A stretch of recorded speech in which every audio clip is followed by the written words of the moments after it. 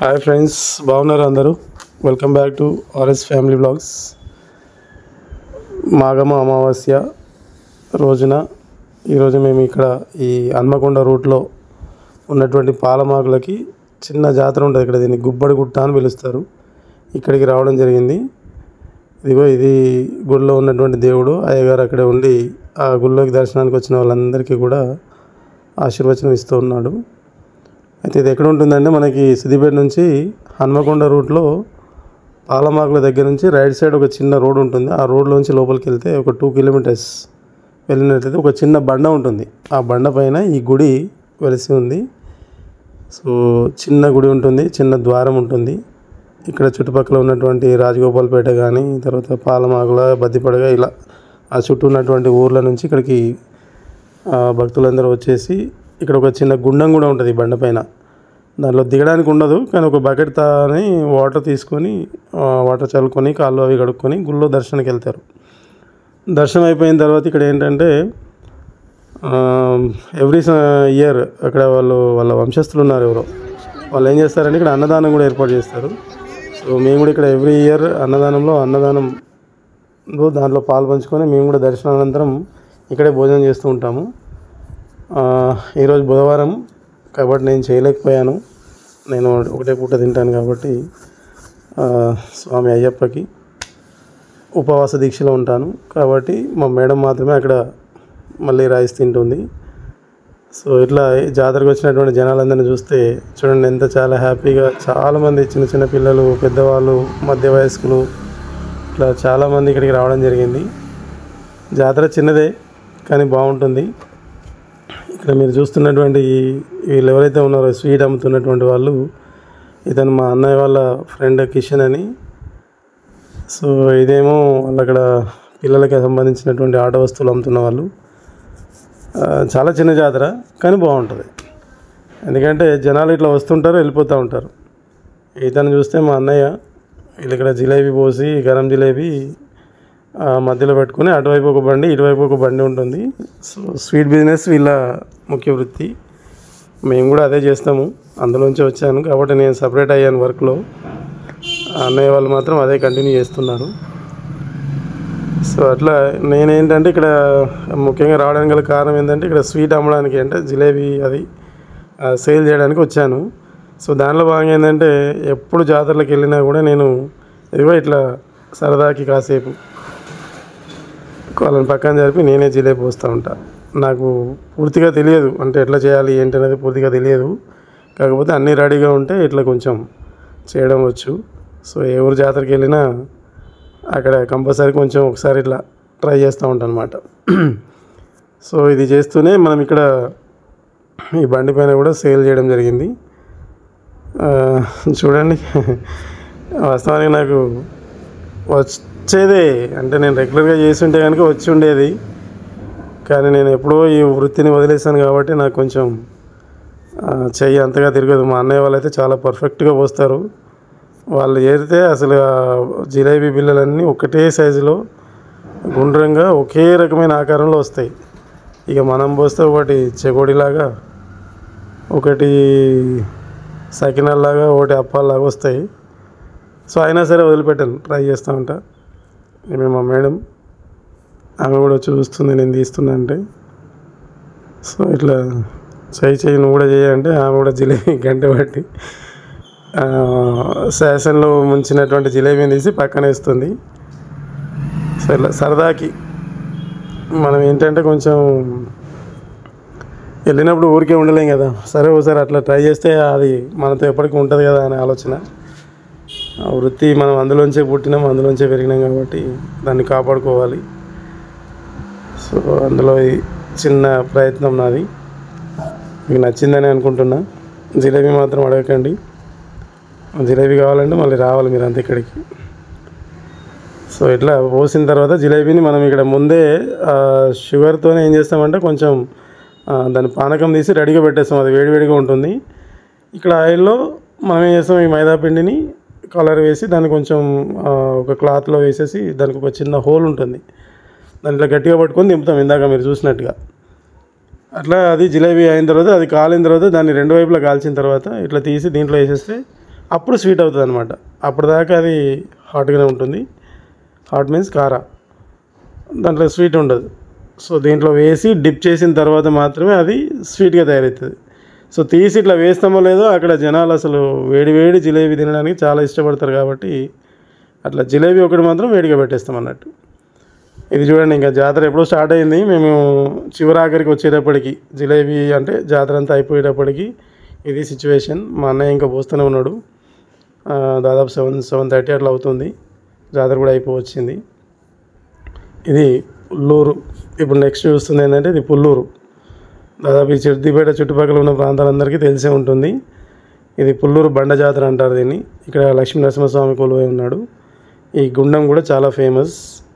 ఈ మధ్య కాలంలో బాగా అభివృద్ధి చెందినటువంటిది. ఒక 90-95 ఎకరాల్లో విస్తరించి ఉంటుంది ఈ బండ. ఇక్కడ కూడా మేము నెక్స్ట్ డే అమావాస్య తెల్లారి వచ్చినాం. ఈరోజు ఇక్కడ గోపాల కాలువలు అని చెప్పి పిలుస్తారు. దేవుణ్ణి పల్లకిలో పెట్టుకొని ఊరంతా తిప్పుతారు ఆ బండ పైన. సో ఇక్కడ మా ఫ్రెండ్ దేవయ్య వీడు, నేను వీడు ఇక్కడ చిన్నప్పటి నుంచి ఫ్రెండ్స్. ఇంకా చాలామంది ఫ్రెండ్స్ ఉన్నారు. నేను ఇక్కడ పుల్లూరులోనే చదువుకున్నాను అనమాట 10th వరకు. అట్లా నాకు ఈ పుల్లూరులో చాలామంది ఫ్రెండ్స్ ఉంటారు. సో వాడు కూడా నా వెంబడే ఉన్నాడు. ఇక్కడ కూడా నేను మళ్ళీ జిలేబీ అట్లా ప్రయత్నం చిన్నగా చేస్తూ ఉంటే వాడు ఎట్లా పోస్తాడా అని చెప్పి చూస్తూ ఉన్నాడు. మనకు వచ్చిన పనే కాబట్టి కొంచెం అట్లా ట్రై చేస్తూ ఉంటాను అన్నమాట. సో ఆ నెక్స్ట్ డే మళ్ళీ 3వ రోజు అమావాస్య తెల్లారి మరునాడు ఇది కూడవెల్లి జాతర కూడా వచ్చినాం మేము. అంటే అమావాస్య రోజు, అమావాస్య తెల్లవారి, అదేవిధంగా మరుసటి రోజు 3వ రోజు మేము కూడవెల్లి జాతర కూడా రావడం జరిగింది. ఇది కూడవెల్లి దగ్గర ప్రవహిస్తున్నటువంటి నది. ఇక్కడ కూడా త్రివేణి సంగమం అని పిలుస్తాము. 2 నదులు ఇక్కడ కలిసి అవి ముందుకు వెళ్ళిపోతూ ఉంటాయి. సో ఇక్కడ ఉన్నటువంటి ఈ వాటర్లో ఒక అతను అక్కడ నిలబడి ఉన్నాడు. అతను ఏంటంటే ఈ చెంబు పట్టుకుని ఉన్నాడు. ఒక రాయి పైన శివలింగం ఉంది. అక్కడ అందరూ వచ్చిన భక్తులందరూ ఏం చేస్తున్నారంటే ఈ నదిలో ఉన్నటువంటి నీళ్లు తీసుకెళ్ళి ఆ లింగంకి అభిషేకం చేస్తూ ఉన్నారు. సో ఎట్లాగో 3వ రోజు కాబట్టి మంది తక్కువ ఉన్నారు. మాకు అవకాశం దొరికింది కాబట్టి మేము ఎందుకు వదులుకోవాలని చెప్పేసి మేము కూడా అభిషేకం చేద్దామని చెప్పి ఆ నదిలోకి దిగి ముందుగా మా మేడం సో ఇట్లా వాటర్ తీసుకొని వచ్చి చూడండి ఆ కొండని ఎంత చక్కగా చెక్కారు. ఒక రాయి ఉంది నది మధ్యలో. ఇది ఆ రాయి పైన ఒక లింగంని ప్రతిష్ఠించారు. ఆ లింగంకి నీళ్ళతో అభిషేకం చేస్తున్నారు. ఆ చుట్టూ ఆ పడ్డటువంటి వాటర్ కూడా ఏంటంటే వెంటనే కిందికి జారకుండా 4 వైపులా 4 సొరికెల్లాగా ఉన్నాయి. మనం వేసిన వాటర్ అంతా కూడా ఆ సొరికెల వైపు వెళ్ళిపోతూ ఉన్నాయి. అట్లా ఈ అభిషేకం కూడా చేయడం జరిగింది. నిజంగా కొద్దిసేపు బాహుబలి సినిమా గుర్తొచ్చింది. అక్కడ బాహుబలి సినిమా స్టార్టింగ్లోనే వాళ్ళ మదర్ తీసుకెళ్ళి ఇట్లా వాటర్ పోయడం అదంతా ఉంటుంది కదా. సో దాన్ని ప్రభాస్ అనేసి లింగమే తీసుకొచ్చి అక్కడ పెడతాడు. సో అట్లా కొంచెం అది మెమొరీ వచ్చింది. మా మేడం తర్వాత నేను కూడా నదిలోకి వెళ్ళి వాటర్ తీసుకొచ్చి అట్లా మెట్ల పైకి ఎక్కేసి కొంచెం అని చెప్పేసి వేడుకోవడం జరిగింది. ఇట్లా అభిషేకం చేసి అక్కడ ఉన్నటువంటి జాతరలో చాలా రకాల ఐటమ్స్ ఉన్నాయి. మీకు ముందు ఇంకా వీడియోలో వస్తాయి. ఇక్కడ వచ్చేస్తే కూడవెల్లి జాతరలో రకరకాల ఐటమ్స్ అంటే జాయింట్ వీల్ కానీ, తర్వాత చెరుకు బండి రసాలు. ఇది చూడండి, ఇక్కడ ఏంటంటే ఒక మిషన్లో చెరుకు గడలు పెట్టేస్తే డైరెక్ట్ కూల్ వాటర్ వచ్చేస్తుంది. సో వితౌట్ ఐస్ అనమాట అది. అట్లా ఒక 10 రూపీసో 20 రూపీసో తీసుకుని ఆయన 30 రూపీస్కి 2 గ్లాసులు ఇచ్చినట్టున్నాడు. చెరుకు గ్లాస్ తీసుకొని తాగితే చాలా చల్లగా ఉంది. ఎందుకంటే ఎండ స్టార్ట్ అయిపోయినాయి, చలిగా ఉంటుంది నైట్ పూట, కానీ మధ్యాహ్నం పూట చాలా వేడిగా ఉంటుంది. సో కొంచెం చల్లబడదామని ఒక చెరుకు పాల రసం తీసుకొని అది తాగేసి అట్లా కొంచెం ముందుకెళ్తూ ఉన్నాం. ఇట్లా ముందుకెళ్తూ ఉంటే ఇక్కడ రకరకాల చూడండి, అది వాటర్ మెలన్ అట్లా కోసేసి వాళ్ళు గ్లాసులలో పెట్టి అమ్ముతూ ఉన్నారు.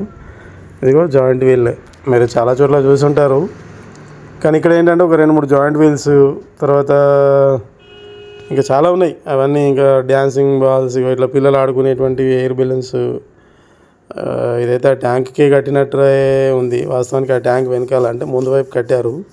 సో పిల్లలందరూ చూడండి జాతరకి వచ్చిన వాళ్ళు, ఎందుకంటే వాళ్ళు ఎంతో దూరం వెళ్తే కానీ ఇవన్నీ దొరకవు.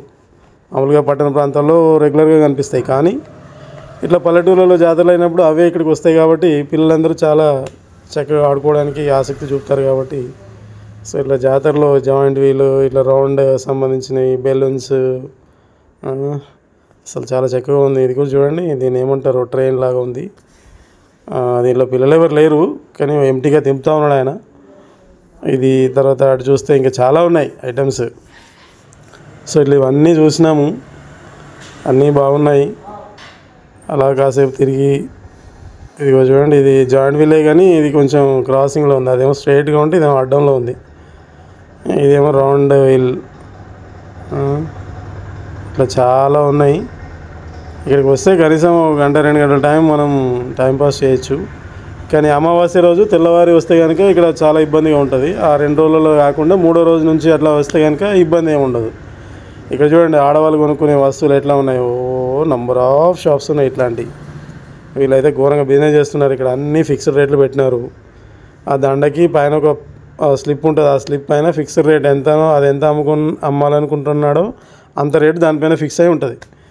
ఇంకా దాన్ని మనం నచ్చితే కొనుక్కోవాలి, లేదంటే వెళ్ళిపోవాలి అంతే. ఇంకా బార్గెనింగ్ ఏమి ఉండదు. సో ఇక్కడ ఒక పిల్లని దగ్గర ఆగినాము. ఈ జాతర అంటే ఏదో ఒకటి కొనియాలి కదా, మరి కొనిపోతే ఊరుకుంటారా, వాళ్ళు వచ్చేదే అందుకే.